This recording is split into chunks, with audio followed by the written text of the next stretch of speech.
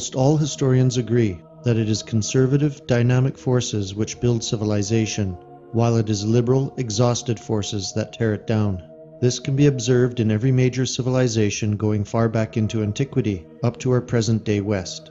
A key vector in understanding this process is the window that peers into the very soul of a culture. It is the inmost aspect of that culture's vitality, and the universal perception of itself and the world in which it strives to comprehend. This window is art. In studying the artistic evolution of any particular civilization, one unravels the story arc of its history. In the beginning, there is a sense of awe, expectation, and mythic aspiration. At its apex, there is ethos, a fully realized ideal of beauty, and thematic motifs designed to inspire the onlooker. But during the period of decline, there exhibits a sense of nihilism, pathos, disorder, and the complete abandonment of pure beauty and the logos that defines it. In contemplating Western modern art as a component of the final phase of civilization, one can make several critical observations on what modern art is attempting to do, how it does this, and who the main purveyors of it are. The modern art, which is allowed for public consumption at present, is either politically subversive or culturally subversive. Neither contains elements of transcendent beauty, which momentarily allows the soul of the viewer to interface with the greater spiritual realm, thereby raising the moral consciousness, while organizing its understanding of what is healthy or unhealthy. Politically subversive art specifically attacks institutions or civic ideas that have separated and therefore elevated Western culture above others. Culturally subversive art generally undermines the philosophical system of an entire group, in particular its beliefs, customs, and values. In this case, modern Western art is designed to deconstruct, destabilize, then destroy the historical narrative, beauty, aspirations, and spiritual identity of ethnic Europeans. Both categories can be defined in simple terms. They are agitprop. The artists are almost exclusively neo-Marxist, left-leaning, and anti-Western.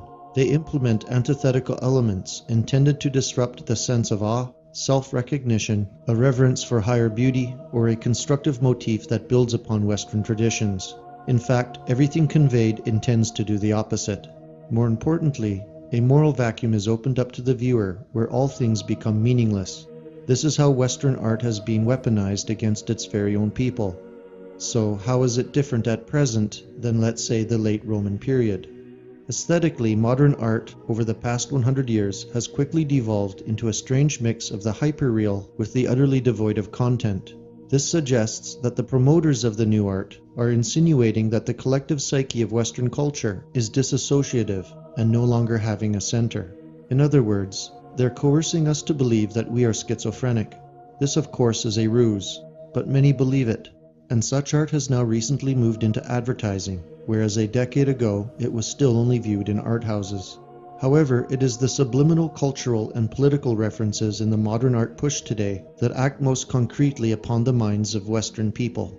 These can be reduced to a half-dozen themes which are consistently driven into the collective psyche. They are: Western values are destructive, Western concepts of beauty are oppressive and colonial, Western self-preservation as an artistic form is illegal, Western self-reflection must only conceive in negative terms, and the history of all the above suggests that Western culture, therefore ethnic Europeans themselves, is evil. It is simply politicized anti-art, masquerading as virtuous art, with genocide as its only arbiter. So, who controls the art world, and why are they purveying the subliminal weaponry?